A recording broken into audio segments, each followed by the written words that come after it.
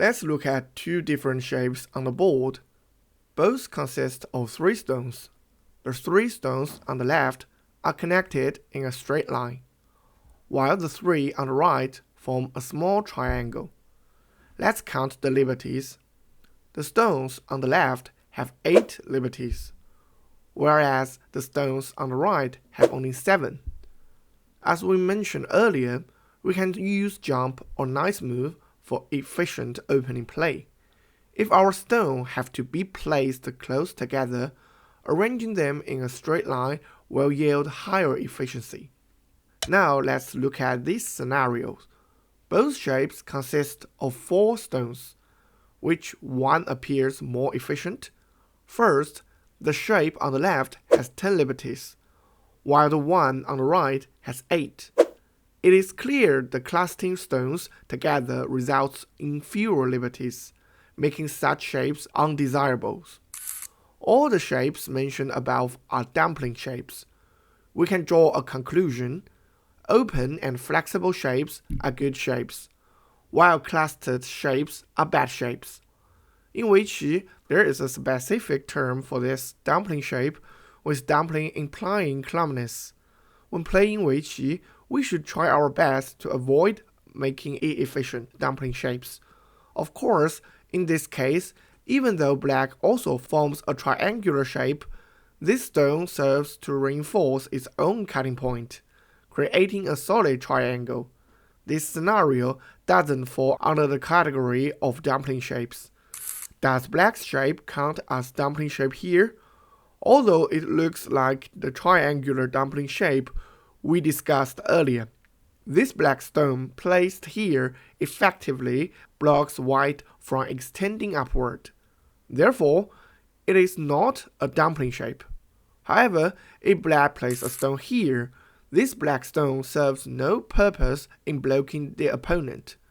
What's more, if these stones want to escape outward, this stone is highly inefficient. Thus, we see this shape is a dumpling shape. In the current position, this black stone has only 2 liberties. We want to strengthen this stone. If black connects, this group will become a dumpling shape. If black connects here, it forms an empty triangle and fails to strengthen the stone. The correct play is for black to move here. By playing here, black avoids forming a dumpling shape, and also prevents white from potentially hana out and atari this black stone in the future. With this move, white will find it difficult to launch further attacks against the black. At this moment, black is surrounded by white to escape white's encirclement. Playing ban here is clearly not advisable, and is extremely inefficient. For black to escape, jump here is a more appropriate choice. If white attempts to wedge below to cut off black's escape route, black can respond with atari above. Then white has no choice but to connect back. In this way, black successfully achieves the goal of escaping.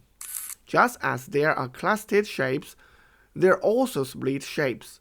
Here, black has been split into 2 separate groups by white pushing through. This kind of shape is called split shape. In such a shape, even if these black stones are not captured immediately, they are rendered useless, stuck in a precarious state between life and death. White has no need to go out of its way to capture them. Therefore, when playing Weiqi, we must avoid letting our own shapes become split shapes. In this shape, black turn outward, white play tiger's mouth, and black push through outward, like a sharp steel knife, slicing white into 2 separate groups. White is not completely dead, but being split into 2 halves forces it to struggle to make life on both the left and right sides, which is extremely troublesome for white. If black plays this way instead, white can directly angle wedge and cut black apart. In this case, while black splits white into 2, white also splits black into 2. Then black will have to fight to make a line for both groups as well. When playing Weiqi, we need to find ways to force the opponent into dumpling shapes or split shapes, while avoiding form such shapes ourselves.